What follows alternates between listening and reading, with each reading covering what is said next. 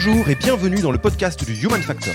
Je m'appelle Alexis Eve et tous les mercredis, je vais à la rencontre des startups les plus véloces pour rentrer en détail dans les bonnes pratiques RH qui leur permettent de faire du facteur humain un levier de croissance plutôt qu'un risque.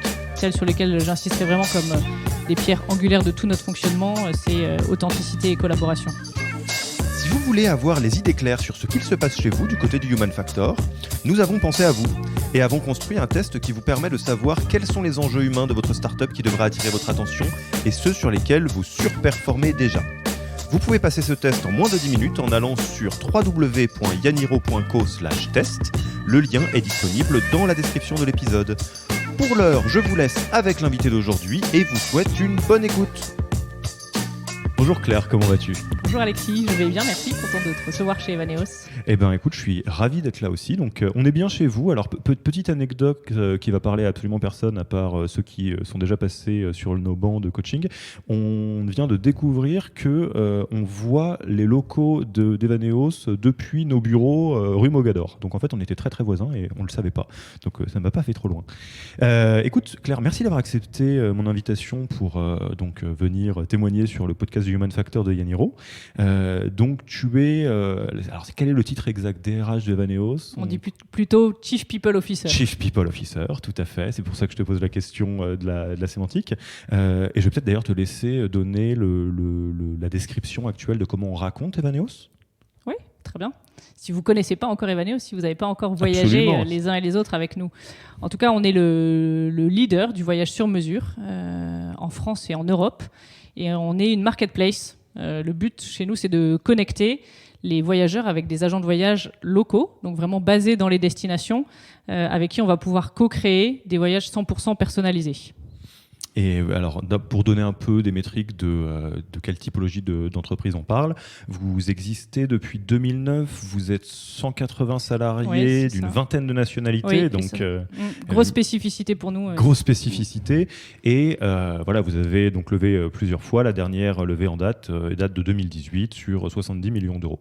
C'est ça. Donc voilà, donc la grande famille des boîtes en hypercroissance. Je témoigne aussi pour, si vous nous écoutez dans un futur lointain, on est en plein dans la période où on ne sait pas quand est-ce que ça se termine la crise du coronavirus. Donc, vous réécouterez l'épisode au regard du futur. On verra comment toutes ces choses ont évolué, notamment sur les montants de levée de fonds, etc.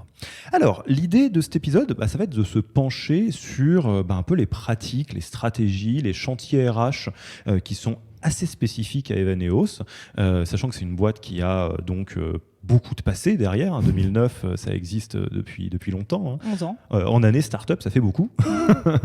Toi, tu es arrivé il y a 3 ans et demi, si je ne dis pas de bêtises. Avril 2017. Avril 2017. Donc, ça va être à la fois de regarder qu'est-ce qui fait les fondamentaux d'Evaneos, qu'est-ce qui a posé les bases d'une mécanique bien huilée qui vous a permis de beaucoup croître. Peut-être parler des chantiers très spécifiques à ton arrivée. Qu'est-ce que tu as pris en main au moment où tu as rejoint le bateau ? Et s'orienter sur, parmi les chantiers que vous avez lancés dans ces 12 derniers mois, lequel ou lesquels ont vraiment surperformé, ont eu un impact très fort sur justement la croissance, je dirais, people ou RH d'Evaneos. C'est bon, c'est parti ? Parfait. Eh ben, on va commencer par les bases, comme dirait Orelsan. C'est quoi les pierres angulaires du bon fonctionnement RH de l'entreprise ? Si tu devais vraiment reprendre les fondamentaux de ce qui fait que la magie prend, qu'est-ce que ce serait ? Je dirais que nos fondamentaux, c'est vraiment lié à notre culture et à ce qui est présent en germe depuis le début de la vie d'Evaneos en 2009 et très porté par nos fondateurs et qui a été mis en mots il y a quelques années autour de 6 valeurs. Et peut-être que les 2 sur lesquels j'ai envie le plus d'insister parce que vraiment on a senti dans cette période de crise que c'était fondamental pour nous, c'est l'authenticité et la collaboration. Voilà, on a 6 valeurs, donc il y a aussi la curiosité, la passion, la confiance, l'itération, mais celles sur lesquelles j'insisterai vraiment comme des pierres angulaires de tout notre fonctionnement, c'est authenticité et collaboration. Alors justement, déjà on va en reparler probablement un petit peu après de la manifestation de certaines de ces valeurs. Vous qui avez justement beaucoup de vécu sur ces valeurs qui auront posé les bases, moi j'ai 2 questions, je vais les poser dans l'ordre. À l'heure actuelle, où se manifestent ces valeurs. À quel moment vous utilisez ces valeurs, non pas comme un poster sur un mur, je dis ça pour la petite blague qu'on peut faire dans les grands groupes notamment, mais comme vraiment un outil fondamental pour guider vos choix, orienter un processus ou un autre. Où est-ce que les valeurs colorent le process ? Alors là où ça colore dès le début, qui n'est pas vraiment d'actualité avec la crise, mais c'est vraiment dans le processus de recrutement. Et c'est pour ça qu'on a mis des mots sur ces valeurs-là qui étaient déjà en germe. C'était pour que les 50 ou 60 personnes qui sont à même de recruter dans l'entreprise, chacune pour leur équipe, puissent avoir des mots pour en parler et aller chercher ces valeurs-là chez les salariés. Donc c'est vraiment un crible pour notre recrutement. Et sinon, d'autres exemples, l'authenticité, elle passe par exemple par notre réunion qui est maintenant hebdomadaire, là où elle était tous les 15 jours avant la crise. Elle se termine toujours par une session de questions-réponses aux cofondateurs. Les questions sont posées anonymement quelques jours avant et les fondateurs ont répondu à toutes les questions depuis 2017 qu'on a lancé ça.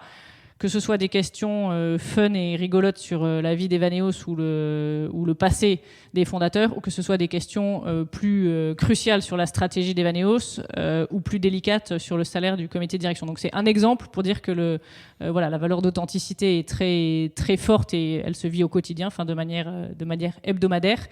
Et après, c'est aussi dans la crise qu'on a traversée et qu'on est encore en train de traverser. Quand on pense à un plan de départ, qu'est-ce que ça veut dire un plan de départ avec nos valeurs ? Qu'est-ce que ça veut dire la collaboration dans un plan de départ ? Comment on construit ça avec les représentants du personnel ? Comment on fait au maximum sur base du volontariat et en co-construisant des projets pour les salariés qui vont partir. Dans les moments les plus heureux de la boîte, quand on recrute beaucoup, comme dans les moments plus difficiles ces derniers temps, ça va être vraiment nos manières de faire, avec une sorte de boucle de rappel chez les salariés et notamment les plus anciens qui vont pouvoir venir nous voir en disant mais là on n'est pas aligné avec nos valeurs ou il faut reprendre ce qu'on est en train de faire. Donc c'est un peu partout. Et tout à fait. Et de toute façon, c'est le rôle des valeurs d'être un guide dans beaucoup de questions sur lesquelles il y a de l'incertitude et la gestion de crise en fait partie.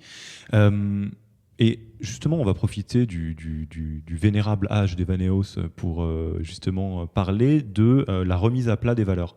Parce que pas mal de startups se posent la question des valeurs à un moment donné, ou quand il y a X salariés, de se dire on va un peu consolider les règles de vie du bateau. Et à un moment donné, va falloir probablement remettre le travail sur l'établi pour se dire est-ce que c'est encore bon. Ça, est-ce que tu l'as vécu et c'est quoi la pratique, alors sans en faire un process rigoureux, mais la bonne pratique pour ceci, selon toi? Quand je suis arrivée, elles n'étaient pas écrites encore, les valeurs, et ça faisait partie des enjeux, parce qu'on était dans des grosses phases de croissance, une 60aine de recrutements par an, et il y avait un groupe de travail qui avait déjà commencé à prendre ce chantier-là. Ils avaient atterri à des énormes patates de mots. Il y avait beaucoup de choses qui nous parlaient, et ils n'arrivaient plus entre eux à faire le tri, et donc on a refait un petit groupe de travail où ils étaient 3 anciens et on était 3 nouveaux, pour essayer de filtrer là-dedans ce qui était le plus important pour les anciens et ce qui était le plus net aux nouveaux qui arrivaient, en disant mais ça c'est vraiment ce qu'on a vu et dans le recrutement et à notre arrivée, et c'est comme ça qu'on a choisi les 6. Et peut-être que là dans les chantiers à venir, avoir traversé cette crise avec ces 6 valeurs-là, ça peut aussi nous permettre de dire peut-être qu'il y en a 4 qui sont vraiment plus prégnantes que les autres, parce que c'est une des limites de notre exercice, c'est que 6, on a encore eu du mal à faire des choix.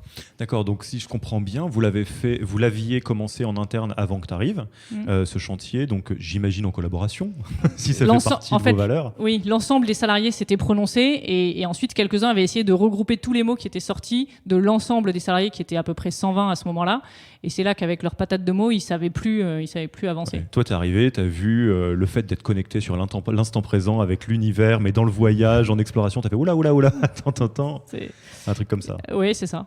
Ouais. D'accord. Et après, ça a été un travail justement de raffinage que tu as piloté avec donc les différentes équipes. Oui, avec notamment le marketing et la com interne. C'était un peu les 2 équipes qui avaient envie de bien piloter ça pour bien aligner ce qu'on peut faire en interne et en externe, et bien communiquer.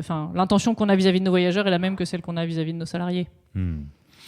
Et alors, justement, on va parler un petit peu des salariés, toujours dans les fondamentaux. On a parlé un petit peu avant de lancer l'interview de l'outil que vous utilisez pour évaluer donc justement un peu la vibe interne, la satisfaction, presque le NPS collaborateur, c'est tout à fait ça. C'est tout à fait ça. Tu veux nous en parler un petit peu ? Oui, C'est Office Vibe qu'on utilise, qui a été mis en place juste avant que j'arrive. Ils avaient décidé de suivre la satisfaction salariée. Et moi, j'ai trouvé ça formidable parce que j'arrivais de Danone où on faisait une enquête salariée tous les 2 ans. Et là, tout d'un coup, on faisait une enquête salariée toutes les semaines, puisqu'il y a une centaine de questions auxquelles chaque salarié va répondre de manière aléatoire et alternative. Toutes les semaines, on reçoit 5 questions dans Slack. Il y a un petit bot qui nous pose 5 questions sur les 10 items regroupés en 100 questions. Et depuis 3 ans et demi, maintenant, ça nous permet de vraiment regarder dans le temps quel indicateur évolue comment, sur la relation avec les managers, avec les pairs, l'alignement avec les valeurs, la rémunération, la satisfaction sur les locaux. Enfin, ça peut être vraiment tout type de critères dont on a maintenant pas mal d'historique. Et donc j'imagine que c'est assez simple à mettre en place. Alors moi en plus je triche un peu parce que je l'ai vécu il y a longtemps, alors pas avec cet outil mais avec un autre, en tant que salarié de start-up. Et je me rappelle que globalement s'il y a bien un truc que tu fais chaque semaine, c'est de répondre à la question qu'on te pose parce que c'est quand même assez important, c'est un peu la voix du peuple. Ma question, c'est plutôt, depuis que vous l'avez mis en place, qu'est-ce qui a fondamentalement évolué dans le positif ? Ça vous a permis de détecter qu'il fallait se plancher sur quel ou quel sujet ? Alors, je ne sais pas si ça a fondamentalement changé, mais régulièrement, ça nous permet de réajuster. Par exemple, sur les questions de santé, on s'est aperçu qu'il y avait beaucoup de choses qui ressortaient au bout d'un moment sur le sport qu'on n'avait pas senti ou entendu dans l'entreprise. Donc, on a regardé comment mettre en place des cours de sport qui n'étaient pas du tout dans le radar jusque-là, mais ça a été tellement demandé qu'on a pu le prendre en compte. Ou sur un tout autre sujet, sur la reconnaissance et le feedback. Beaucoup de sujets qui sont remontés et comme on en reparlera peut-être, mais on a mis en place toute une démarche assez profonde autour de la communication non violente. On a pu relier ce sujet-là et le type d'exercice qu'on faisait dans ces formations-là à ce sujet de reconnaissance et de feedback. Voilà, sur la rémunération, on sait qu'il y a un cycle annuel après 3 ans de lecture de la courbe. On sait quand est-ce que les salariés ont de grosses attentes avant qu'on pose une itération de la politique de rémunération, qu'on fasse tourner tout le process d'augmentation de salaire, et puis on voit le degré de satisfaction d'une année sur l'autre. Donc la courbe est à peu près parallèle d'une année sur l'autre, mais toujours un peu plus haute, donc on progresse. Et toi, donc, en tant que Chief People Officer, est-ce que tu es principalement guidé par cet outil-là dans tout ce qui compte, tout ce qui touche vraiment la partie people, ou est-ce que c'est un outil parmi d'autres, enfin dans les indicateurs Quanticali, j'entends, comment toi, parce que j'entends que c'est un super outil pour essayer d'appuyer là où ça fait du bien, j'allais dire, pour les salariés et les employés. Après, c'est aussi beaucoup les échanges avec le CSE, donc les représentants du personnel avec qui on a un bon fonctionnement, et ça nous permet des échanges en direct et de sentir à plus nombreux entre l'équipe RH qu'on appelle Happy People pour Happiness and People et le CSE. Donc nos capteurs sont là, et puis après on regarde les indicateurs de taux de départ, autre chose comme ça, en dehors des temps de crise. Ok, mais gardons en tête ces outils, nous resservirons là dans les prochaines questions probablement. Alors quand tu es arrivé, donc il y a 3 ans et demi, c'est quoi les enjeux sur lesquels tu as été particulièrement impliqué ? Qu'est-ce que tu as pris à bras-le-corps ? On a déjà parlé du sujet de la culture et des valeurs. Dans les autres grosses attentes, il y avait l'accompagnement des team leaders qui étaient des nouveaux rôles, et il y avait justement la fameuse politique de rémunération. Alors, on commence par lequel ? Tu vas nous raconter un petit peu tout ça. On peut commencer par la politique de rémunération. Allez, vas-y. Donc, c'était quoi l'enjeu ? Comment tu t'y es pris ? Comment on fait ? L'attente des fondateurs, c'était qu'il y ait une politique de rémunération pour qu'on ne parle plus de sujet de rémunération. Bien sûr. Et donc, je me suis engagée à traiter le sujet de la politique de rémunération, mais je ne me suis pas engagée au fait qu'on ne parlerait plus de rémunération dans l'entreprise. Et puis, c'est un moment où chez Evaneos, il y avait des équipes de volontaires. Il y avait une team orga et une team locaux c'était des volontaires de toutes les équipes, ou d'équipes variées, qui travaillaient la réorganisation de l'entreprise, qui travaillaient la réimplantation dans les locaux au fur et à mesure de la croissance. Et donc j'ai dit, moi il faut que je lance une team reward avec des représentants de différents métiers pour pouvoir co-construire cette politique de rémunération et pas la faire toute seule dans mon coin, pour qu'elle soit ajustée à la vie d'Evaneos et à nos métiers que je connais moins bien que les salariés eux-mêmes. Mais simplement, j'avais pas envie que ce soit des volontaires, parce que sur la rémunération, on vient un peu défendre son beefsteak. T'es jugé parti dans ce cas-là. T'es jugé parti, et quand tu viens sur ces sujets-là, c'est que tu as souvent des choses à revendiquer. Et donc, j'ai organisé dans chaque métier, dans chaque équipe, des élections sans candidat. Donc, c'est un processus sociocratique où ceux qui sont sortis de ces élections-là étaient représentants, avaient été choisis sans se porter candidat pour porter la voix de leur équipe, et donc ils étaient très responsabilisés pour des benchmarks complets, pour porter la voix des spécificités de chaque métier. Oui, donc à la question archi casse-tête de la rémunération, parce que toi justement qui viens du milieu grand groupe de Danone, on peut le dire, en start-up, c'est quand même, il y a beaucoup moins de data sur les benchmarks de ce qui existe de manière fiable comme entre guillemets benchmark de rémunération, sans compter la complexité des packages avec les BSPCE, des choses comme ça. Et donc toi tu l'as pris dans l'autre sens, tu as dit écoute, collaboration c'est une de nos valeurs, go, et on va faire des grands électeurs anonymes plus ou moins, et puis on va bosser à partir de là, quoi. Oui. Top. Ouais. Et alors comment ça a pris ? La politique de rémunération telle qu'elle a été présentée quelques mois après a vraiment enthousiasmé. Et puis, la mise en œuvre a vraiment foiré. Et donc, on va arriver sur le deuxième sujet, sans doute, de l'accompagnement des team leaders. Mais on avait créé beaucoup d'attentes parce qu'on en avait pas mal parlé, beaucoup d'attentes parce qu'elle avait été extrêmement bien reçue. Et quand on l'a appliquée dans le processus d'augmentation de salaire, on a été mauvais sur expliquer ce qu'on faisait et comment on déterminait les augmentations de salaire. Parce que les gens ont eu l'impression, les salariés Evaneos ont eu l'impression qu'on leur collait une étiquette sur la tête et donc un chiffre, là où ça vient expliciter à un moment donné où tu en es dans ton parcours, quelle progression tu as eu, quel impact dans l'entreprise tu as aujourd'hui et qu'est-ce qu'on attend de toi pour la suite. Mais on n'a pas eu côté RH un accompagnement managérial assez fort pour que les team leaders se sentent à l'aise pour débriefer les salariés de ce qui s'était passé dans le process, des discussions qu'on avait eues pour chacun et donc de l'augmentation à laquelle ils arrivaient.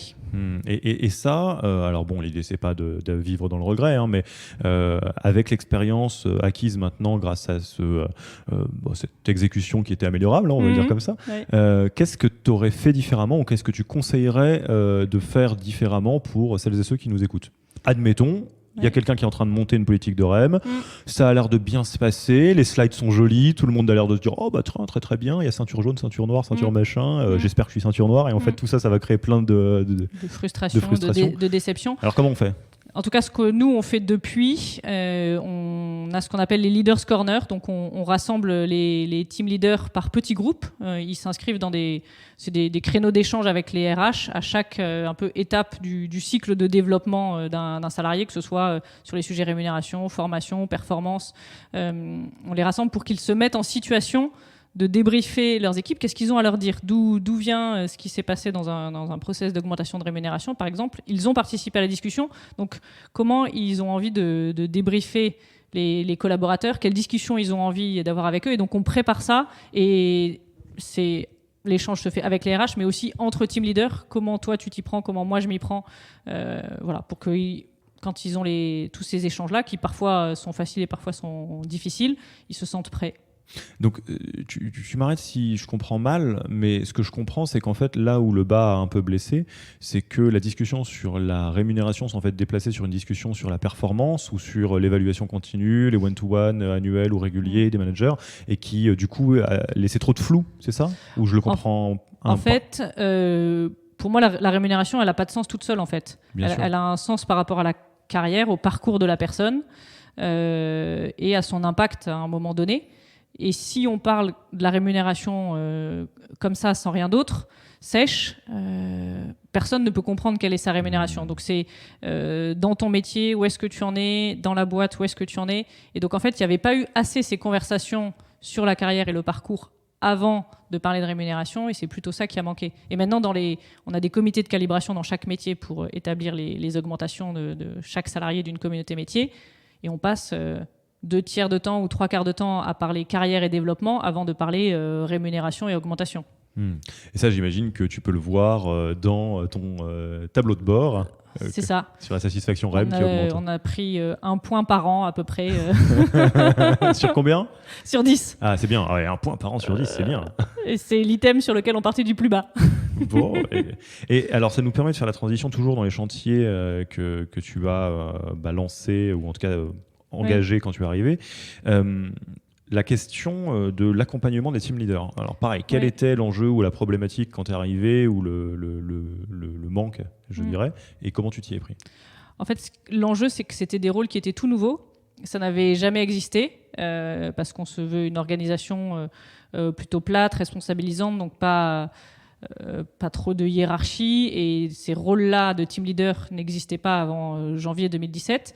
Donc les personnes qui ont été choisies team leader n'avaient jamais tenu de rôle managérial, n'avaient même jamais vu ce que c'était dans l'entreprise quand c'était leur première entreprise, parce qu'il n'y en avait pas avant chez Evaneos. C'est-à-dire qu'avant, c'était tout flat, plus ou moins? Oui. C'était squad, une équipe autogérée, ce genre de choses. Ok. D'accord, non mais tout à fait. Et à un moment de, je te regarde pas avec des yeux. Non mais au contraire, on en parlait dans un autre épisode. On expliquait comment les fondamentaux de l'holocratie, fait vraiment quelque chose qui est très managérial.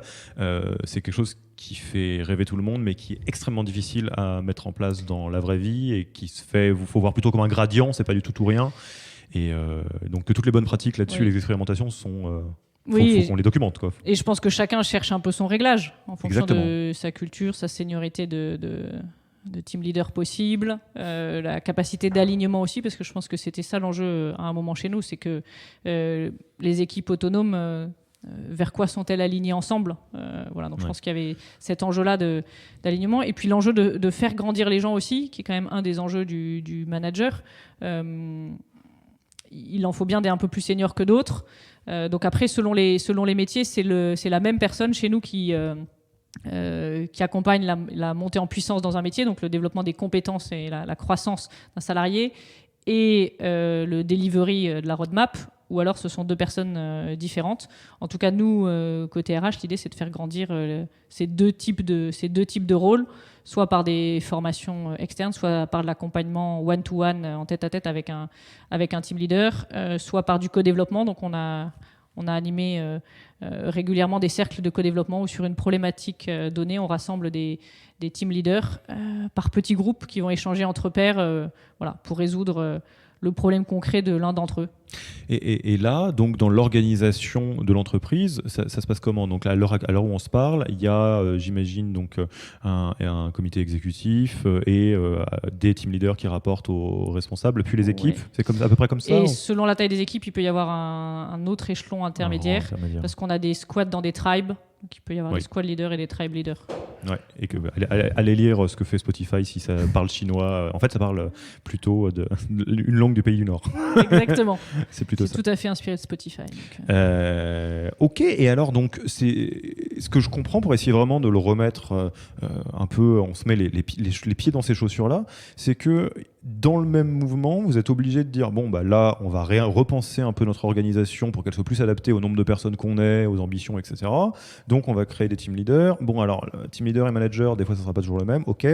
Et ces personnes-là, faut les accompagner. Donc comment est-ce que vous êtes arrivé à bien justement calibrer le type d'accompagnement qu'il leur fallait et les sujets sur lesquels ils avaient besoin d'être accompagnés? Vous l'avez fait en essai-erreur? Vous l'avez oui, beaucoup. On imagine. C'est de l'apprentissage. Beaucoup d'essais-erreurs et beaucoup d'itérations sur ce qu'on fait. Est-ce que c'est une réunion pour les team leaders tous les mois, tous les trimestres? Est-ce que c'est par sujet? Est-ce que c'est à la demande? Est-ce qu'on anime les 40 ensemble ou est-ce qu'on les prend par groupe de 8 ou 10? Enfin voilà, on essaie en fonction des sujets, c'est très variable. Et là, plutôt de manière générique, en imaginant que pareil, il y a quelqu'un, fondateur, fondatrice, RH, qui nous écoute et qui commence à être sur ces questions de la couche managériale ou de la couche team leader. Indépendamment de votre culture et de ce qui est spécifique à Evaneos, à ton avis, de quoi est-ce que ces jobs-là et ces rôles-là ont besoin? Est-ce que tu peux témoigner de ces 3 dernières années finalement? Sans doute, ce qui a été le plus difficile pour eux, les team leaders, ça a été de se sentir légitime parce que comme le rôle n'existait pas avant, pour les anciens, ceux qui étaient là avant, ils ne voyaient pas très bien pourquoi il y avait besoin de team leader. Donc c'est bien explicité ce qu'on attend d'eux et en quoi c'est pas contradictoire avec ce qu'on faisait jusque-là, mais pourquoi maintenant on en a besoin et précisément ce qu'on attend d'eux. Oui, que c'est pas un outil de command and control, mais plutôt un outil de développement des équipes, d'organisation pour que tout le monde aille dans le même sens, etc. Oui, et c'est ça, de clarifier ce rôle-là, parce que laisser du flou, nous, je pense qu'on a eu un peu le tort de laisser du flou, parce qu'on voulait un rôle pas top-down et pas descendant, donc on l'a posé de manière assez soft, mais il était tellement soft qu'il était flou. Et donc ça n'a pas aidé au démarrage les team leaders. Ok, donc définition du rôle et responsabilité, pourquoi pas en co-construction avec tout le monde. Oui, de quoi vous avez besoin. De quoi vous avez besoin, exactement, c'est pas inintéressant. Ok, et on va passer à un peu la dernière partie des chantiers RH dont on va parler aujourd'hui. Quels sont un peu les chantiers ou les axes sur lesquels tu as particulièrement travaillé, donc vous avez travaillé, tes équipes et toi, ces 12 derniers mois, je dirais, qui a eu un impact très fort sur justement le développement people de l'entreprise? Oui, jusque-là, j'ai l'impression qu'on a plutôt parlé de ce qui tourne autour la rémunération, les cours de sport, des choses comme ça qui sont plutôt des motivateurs extrinsèques, c'est-à-dire quand ça manque, c'est démotivant, mais plus il y en a, plus c'est pas tellement motivant. Enfin, c'est pas comme ça qu'on motive le plus, mais si c'est en défaut, ça démotive. On a aussi beaucoup essayé de travailler sur les motivateurs intrinsèques, donc ce qui vient chercher vraiment le mouvement chez les salariés et leur envie de se dépasser, de contribuer. Et donc un des leviers clés de la motivation, c'est le développement de chacun, développement personnel, professionnel, en tout cas sa capacité et sa place pour grandir. Et moi, faire ce job RH chez Evaneos, c'est très satisfaisant dans la simplicité qu'il y a à aligner l'interne et l'externe. Je disais tout à l'heure, ce qu'on veut pour nos voyageurs, c'est ce qu'on veut pour nos salariés. Quand on a reclarifié notre raison d'être il y a 1 an, à peu près, on a posé qu'on est là pour libérer la curiosité de chacun, qu'on le fait à travers des voyages extraordinaires en limitant le tourisme de masse et en développant les économies locales, et que pour ce faire, on a besoin de relations authentiques. Et la relation authentique chez Evaneos, c'est celle entre l'agent et le voyageur, bien comprendre le voyageur pour lui proposer vraiment un voyage sur mesure et qui répond à ses attentes. Mais pour ce faire, il faut que l'Evanéosien, en contact avec l'agent local dans les 160 destinations dans lesquelles on est, il soit aussi dans cette relation authentique et d'empathie. Donc, il faut que les Evanéosiens, entre nous, on ait cette capacité d'empathie, et ça va jusqu'à l'auto-empathie, bien se comprendre soi-même, bien comprendre ses besoins, pour être responsable de ses actes, ses demandes, sa contribution à l'entreprise. Et du coup, ça nous a donné l'occasion de déployer tout un plan de formation à la communication non violente, où on avait, juste avant la crise, on avait formé la moitié des salariés déjà. Et c'est des formations, on fait 2 fois 2 jours, donc 4 jours de formation à la communication non violente. On a aussi formé des référents CNV qui ont reçu 8 jours de plus de formation pour être assez à l'aise dans leur capacité à intégrer et vivre de ce processus-là, qui est vraiment pas qu'un outil, mais vraiment toute une approche, toute une posture dans la relation, et qui sont là disponibles pour aider leurs collègues avant qu'il y ait une tension, ou quand il y a une tension, ou quand il y a quelque chose qui est insatisfaisant pour l'un ou pour l'autre, de venir creuser pour que ce soit transformé en énergie positive. Et alors, ça se passe dans quel ordre? Parce que, alors évidemment, vous le voyez pas parce qu'on est dans un podcast, mais je m'allume comme un sapin de Noël. Hein. C'est des sujets que je trouve fondamentaux, et c'est très très important, tant au niveau des fondateurs, fondatrices. On en a pas mal parlé dans le podcast Yaniro, qui était plutôt centré founder, et évidemment pour toutes les personnes qui travaillent et toutes les personnes tout court. Mais je m'interroge toujours de savoir comment la graine germe. Est-ce que c'est toi qui lis un livre sur justement cette grille de lecture, motivation intrinsèque, extrinsèque, à motivation, et qui te dit alors attends, maintenant qu'on a fini l'arrêt, mais c'était un petit peu compliqué, comment on se lance là-dedans? Est-ce que c'est justement, tu regardes tes différents tableaux de bord et il y a des choses qui remontent du type on a besoin de se développer, on a besoin d'apprendre, etc. Par quel bout ça commence en fait, ça? Je suis pas sûre qu'il y ait un seul biais par lequel le prendre, ou une seule porte d'entrée. Moi, j'ai l'impression que c'est plutôt un concours d'événements ou de prise de conscience, où moi je vais lire des choses sur ces histoires de motivateurs intrinsèques et extrinsèques au même moment qu'un des fondateurs lit ou pratique lui-même la CNV et va faire des stages de son côté. Et donc quand on met bout à bout ce qui se passe dans l'entreprise, ce qu'on lit les uns et les autres, ce qu'on entend dans nos réseaux de DG de Scale-Up ou de DRH de Scale-Up ou autres, quand on mélange tout ça, il y a des moments, des choses qui apparaissent assez clairement sur ce qu'il faut faire. Et alors, je continue à creuser ce sillon parce qu'il me passionne beaucoup trop. Justement, derrière la grille de lecture qui est de toute motivation intrinsèque sera beaucoup plus puissante, soutenue et ressourçante qu'une motivation extrinsèque, ce qui est universellement vrai. On est beaucoup plus motivé quand on fait les choses pour les faire que pour l'argent, la gloire, éviter de souffrir ou des choses comme ça. Ça a tendance à être relativement différent d'une personne à l'autre. Ce qui motive intrinsèquement certaines personnes peut varier. Ouais. Je te donne un exemple, parce qu'en plus, c'est des sujets que nous, on affectionne, mais tout particulièrement. Même si je te rejoins tout à fait sur le fait que le mouvement et le développement est une constante chez à peu près tout le monde, enfin, le progrès est motivant pour à peu près tout le monde, certaines personnes sont très réceptives à l'esprit de compétition et s'épanouissent énormément là-dedans. Certaines personnes beaucoup moins. Certaines personnes vont énormément s'épanouir dans l'apprentissage et dans le fait de creuser profondément un sujet, d'autres non. Enfin, c'est quand même un peu complexe. Donc, est-ce que vous travaillez au niveau justement du tronc commun, typiquement comme le développement, ou est-ce que vous envisagez dans le futur d'aller justement arriver à aider tout le monde à bien connaître quels sont ses principaux drivers pour justement en tenir compte dans le parcours de carrière, dans ce genre de choses?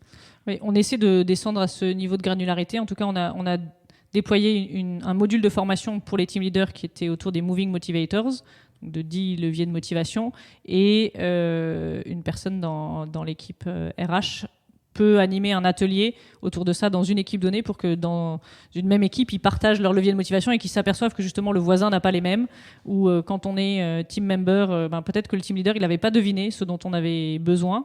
Donc on essaie d'aller à ce niveau de granularité-là.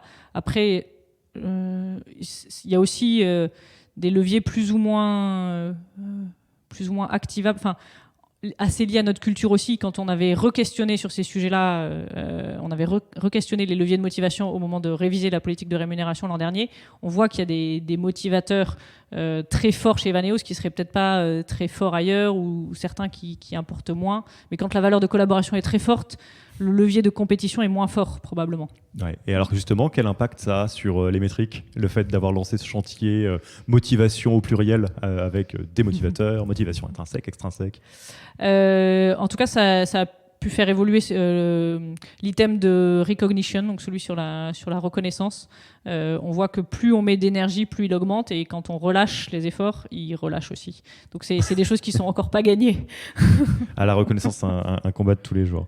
Écoute, Claire, on va passer tranquillement à la fin de l'interview, si ça te va. C'est moi qui sais, je regarde le compteur et ça ressemble à ça, on est à peu près là. Où est-ce qu'on te retrouve pour échanger quelqu'un, voilà, RH ou non, qui a envie d'engager la conversation avec toi sur l'un de ces sujets? C'est quoi le meilleur canal? Le meilleur canal, c'est LinkedIn. C'est LinkedIn. Donc, je réponds. Tu réponds. Même à tous les recruteurs qui en ce moment veulent travailler avec Evaneos parce qu'ils imaginent qu'on recrute, on ne recrute pas, mais je leur réponds quand même pour dire qu'on ne recrute pas en ce moment. Bonjour, merci, nous ne recrutons pas, bonne vie, à tout à l'heure. Tout à fait. Je parle en septembre 2020, donc j'espère que ceux qui m'entendront bien plus tard, ce sera quand on recrutera. Ta boîte LinkedIn va exploser. Quel livre, podcast ou blog recommanderais-tu aux auditeurs et auditrices? Alors, il y en a assez classique, celui de Lalou, Reinventing Organization. Si vous ne l'avez pas lu, c'est celui-ci qu'il faut lire. La version illustrée est très bien, en plus, c'est facilement abordable. Mais peut-être que vous l'avez lu, et du coup, vous pouvez continuer avec celui d'Edouard Dessy, Why We Do What We Do, toujours sur ces sujets de motivation. Alors j'en profite pour placer quelque chose pour celles et ceux qui veulent aller plus loin. Alors là c'est mon côté, je remets la casquette de psychologue pour le coup.